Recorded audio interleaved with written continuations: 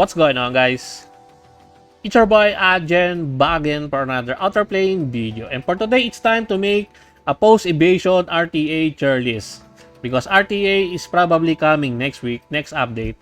So, it's time to update my RTA tier list. Before, I made a definitive RTA tier list, but there are no changes in the game's mechanics like in Evasion.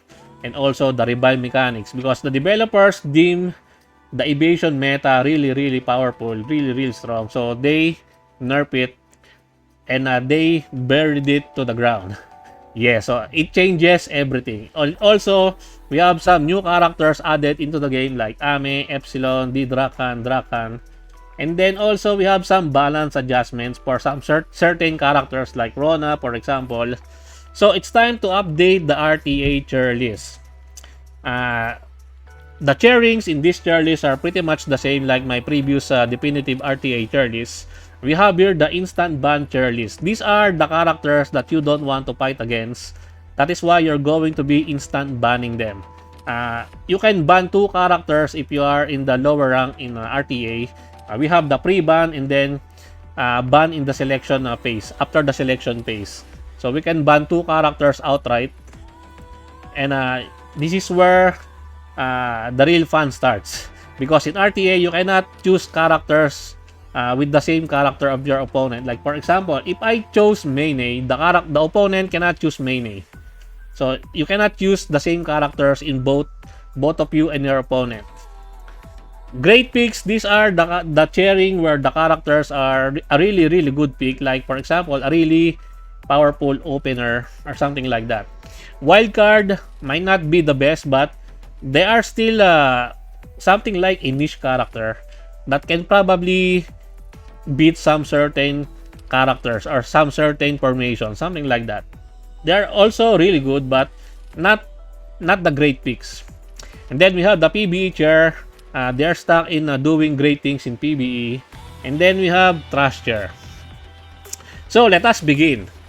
These are arranged alphabetically, I believe. So we have Adelaide. Adela is trash. Yes. 2-star characters I don't think will do well in RTA. Especially if they are DPS characters. I don't think they will perform really well in RTA. But utility characters such as Layla will probably a really good pick. Next we have Air. Air can be a wild card.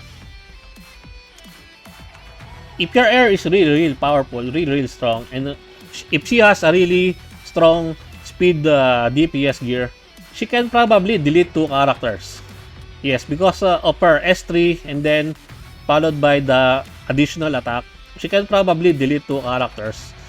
Might be a great pick, but she's not a great pick. She's a wild card. You choose Air during probably the last pick. That is why I put her in the wildcard chairing here. Next, we have Akari. Akari is a great pick. Even though in today's meta, we have the immunity meta, still, maybe not everyone has immunity set on them. If they don't have immunity set, then Akari will shine really good. Also, she is best paired with a stripper. We will talk about that stripper, like for example, Alice or Eliza. Those 2 characters paired with Akari, they all pair really well. That is why I believe Akari is a great pick. And since this is RTA, this is going to be fun for debuffers. Maybe because since you cannot choose the same characters, right? As I've said earlier, so I believe Akari will shine in RTA. Especially, she is a ranger. She has a lot of speed. So yeah. Next is Alice. Alice is instant ban. That is how powerful Alice is. Alice is just really strong. She is best paired with Nota, by the way. Because she can strip debuff. She can strip buff. So that is considered a guaranteed debuff. Then she will activate Notia's passive, which AoE attacks the enemy. And if your Nota is really strong, Those combinations alone can already wipe out the enemy. That is how powerful Alice is, and also Alice can lock your team by with the unbuffable buff. Next is Alpha. Alpha is trash, 2-star DPS with stun. I don't think stun will work well in today's meta, but it is what it is. Next we have Ame, a new character that was recently added into the game. Ame is a great pick.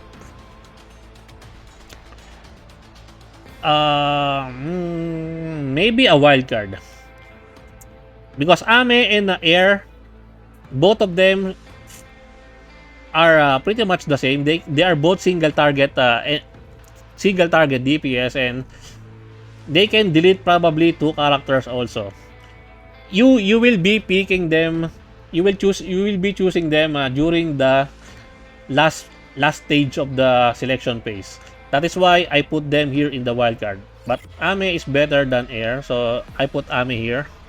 Next we have Aste, the normal one. Can be a wild card, especially if your Aste is built really tanky. Healers still have some purpose in RTA, especially if you're planning to be using a bruiser team composition.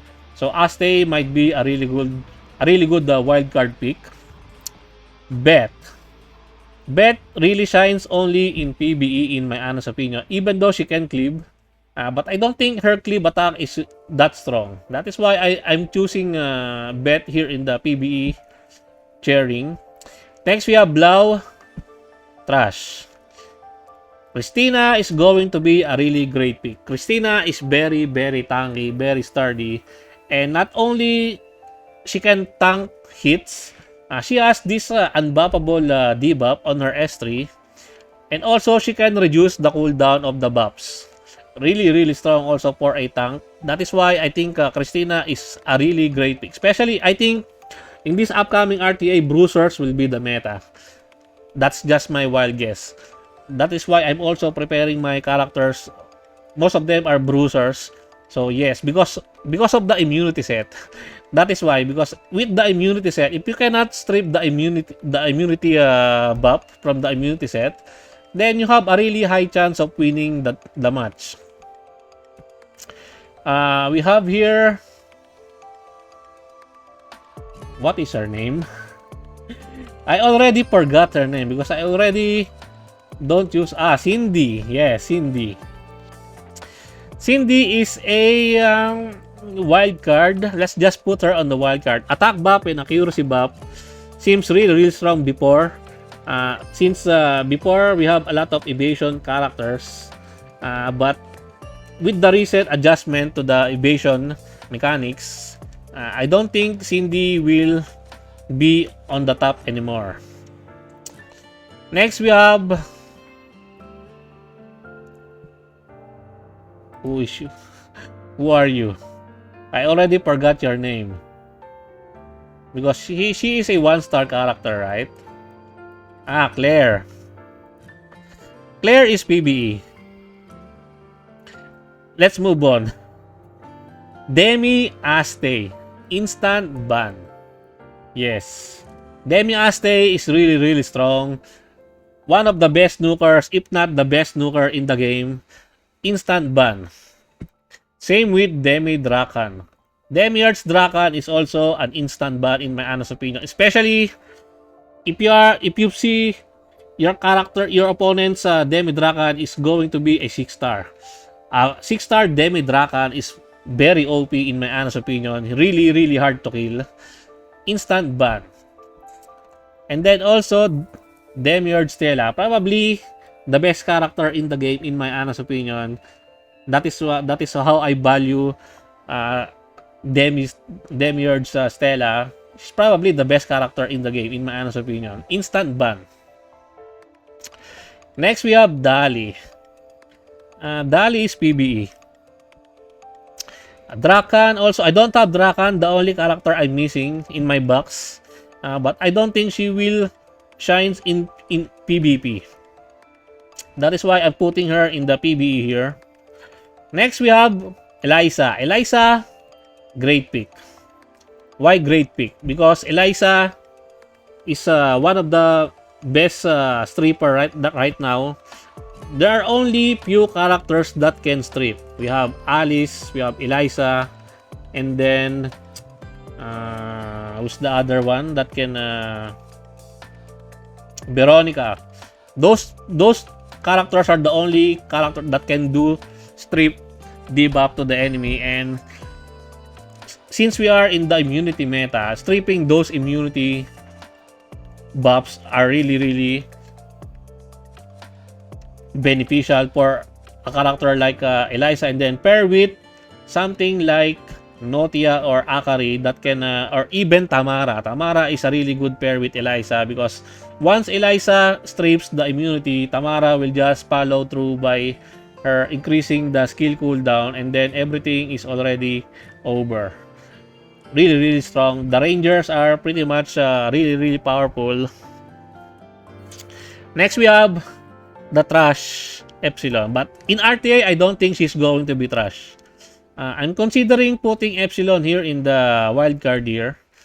She may have some uses in RTA, since especially if you have a really powerful gear on your Epsilon, maybe against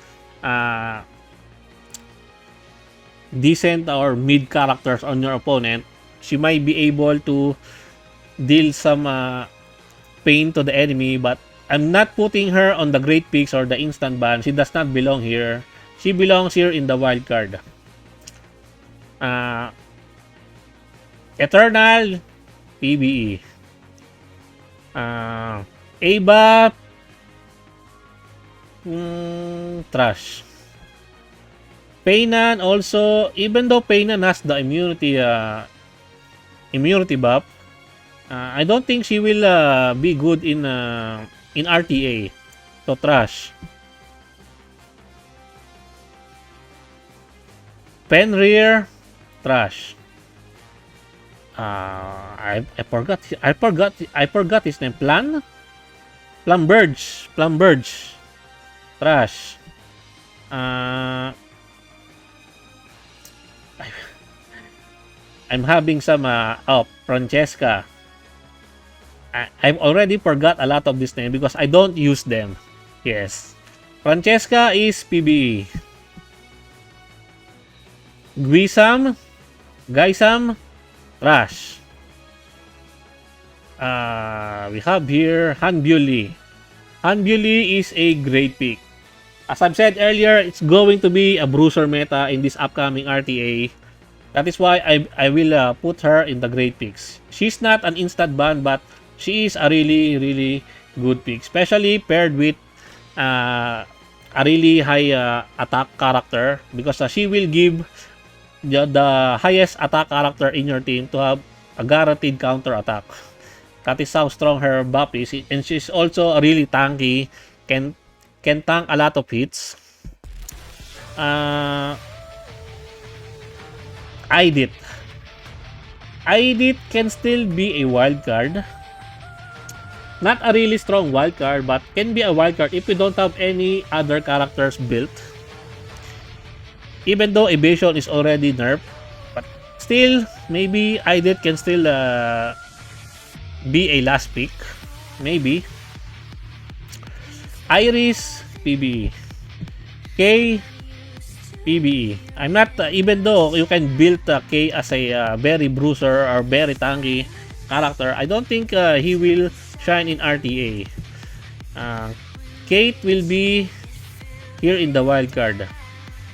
Kate is very tanky. She has a very thick shield. And yeah, not only she's very thick, she has very thick shield. Lane is PBE. Laplace is also PBE.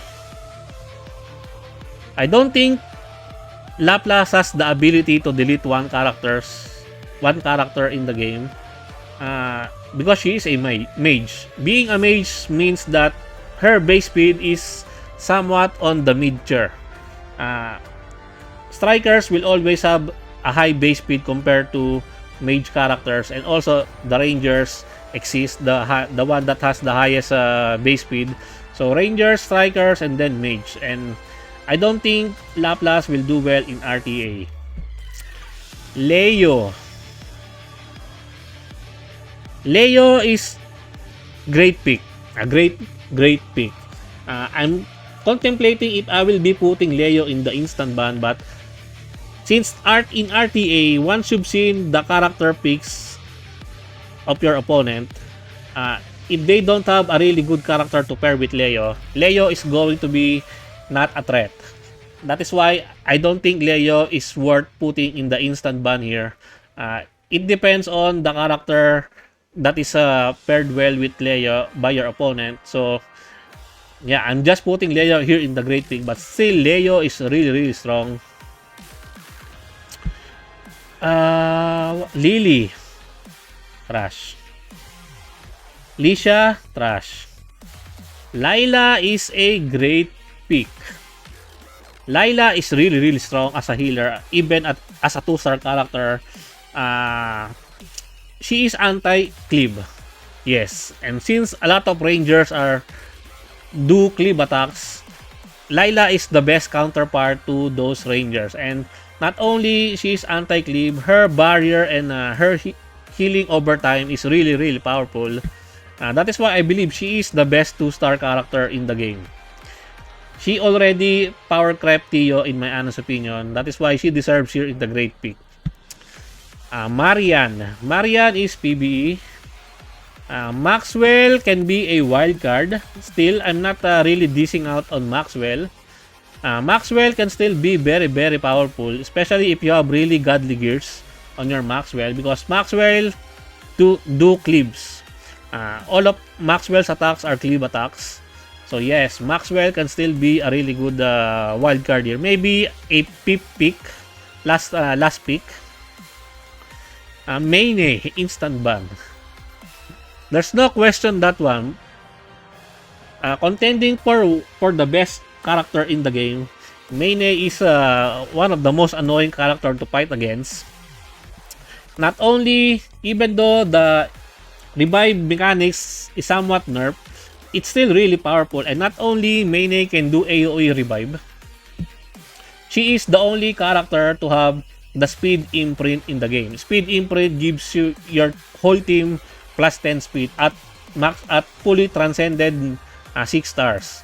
That is why Mayne is always everywhere. She brings plus 10 speed to your team. That is already an OP characteristics for a character. Instant ban. What is her name? Damn it. Narukang. I don't use you, trash. Noah is a great pick. Noah is still a really good character. She is only outclassed by the recent DPS characters, but still, she is still a very powerful character. She can do cleave attacks. She's very strong, and you can build her with a speed DPS gear.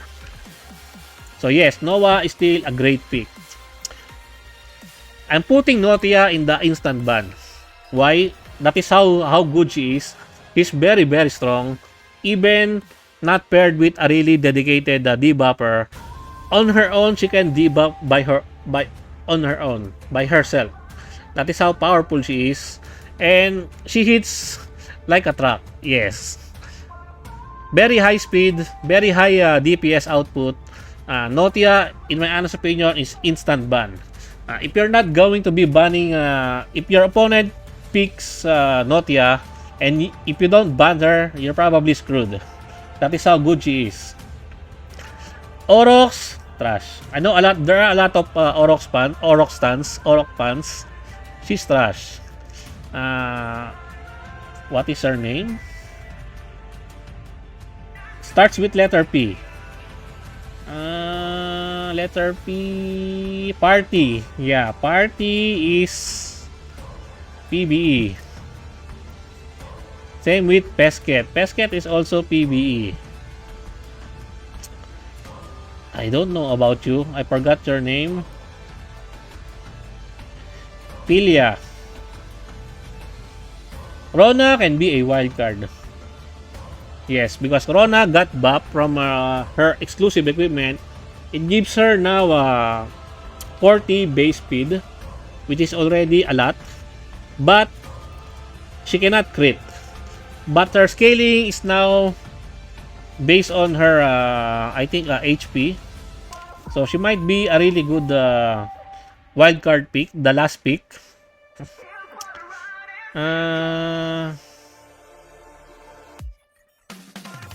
Rico, trash.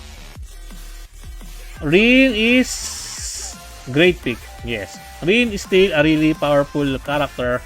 Very, very strong cleaver. And also, her gear requirements are not really that steep because you only need around 45% critical rate for her to achieve 100% critical rate. That is why gearing her is somewhat not really of a burden. So, and also, she hits like a truck also. Her cleave attack is really, really strong. That is why still Rin is one of the best cleavers in the game. Retri. Retri can be a wild card. Retri is a tanky character. But I'm not really picking Retri over the characters here in the Great Picks and also some of the wild cards here. If you really don't have anything built, then probably she's going to be a really good last pick. Siran is also a wild card in my honest opinion. Probably around here. Healers are really, really good. Especially if you're going to be using the bruiser meta or bruiser characters. You really need some HP sustain for them, and Siran can be a really good support to bruiser characters. Next we have Shu, trash. Even though Shu is a healer, I don't really find her that strong. Sigma. I believe she's Sigma. Wild card. For battling with the speed on who gets the first turn, she can push your team with her S3. But I think that is only her best usage to push your team's priority. Snow. Snow can also be a wild card. Has a really strong cleave attack and also can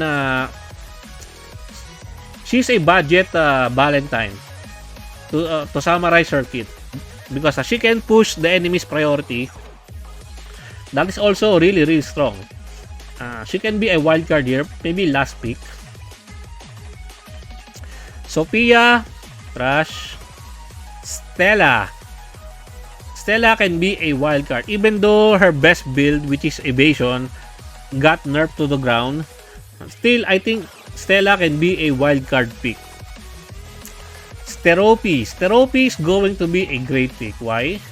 As I've said, it's going to be a bruiser meta in my honest opinion in this coming RTA. Strophy, if you don't know how to use Strophy, then probably if you fight against her, you will appreciate how good she is. Or maybe you have not fought a really decent build Strophy just yet. But I will probably gonna be showcasing Strophy in RTA when RTA comes. Because I'm building my Strophy. Maybe it's time for Strophy's redemption arc in this upcoming RTA. But we will see.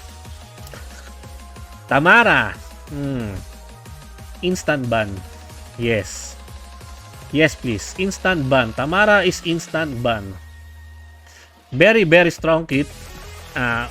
Not only she is very, very fast. Her debuff is very annoying to fight against. And since she's a very fast character, she will take her turn a lot. Yes, and she will do a lot of nasty things if she gets her turn. The second turn, the third turn, she will do lots of nasty things to your team. That is why she is an instant ban in my honest opinion. Tanya, trash. Theo is, I believe, can be also a wild card, a really strong wild card. But no, she's still a really good wild card pick. in my honest opinion. Let's just put her there. Valentine is going to be a great pick.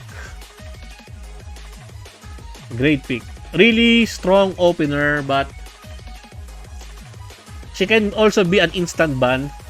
When your opponent picks Valentine, it means that they are relying on Valentine's critical rate buff, right? So if you ban Valentine during the after the selection phase, then your opponent will probably have only 50% critical rate. They will not have 100% critical rate build, right? So yeah, she's very strong. But I will be putting her on the great picks. Vera can be a really good wildcard also. She can cleave. She can delete some, but you will be using Vera only if you don't have any more characters to choose from, or if you don't have any more other options. Veronica is going to be a great pick. Yes. Really strong bruiser. That is how good she is. She has some self-cleanse debuff. She can strip debuff, and she can do the dual attacks from her skill 1. And her S3 is also really strong cleave. Yes, so Veronica is going to be there in the great picks. And then lastly, we have Uni. Trash. Yes, so this is my updated post-evasion Nerf RTA tier list. So what do you guys think about this tier list? Take note that tier lists are pretty much subjective. It varies from person to person. You may agree or disagree with me, and it's fine. So just take it with a big grain of salt. And I think that's it for me for today, guys. I hope you enjoyed this video. Please leave a like and subscribe. I would really appreciate it if you could help me grow my channel more. And thank you to everyone who are supporting my channel. I appreciate every one of you. Until next time, peace.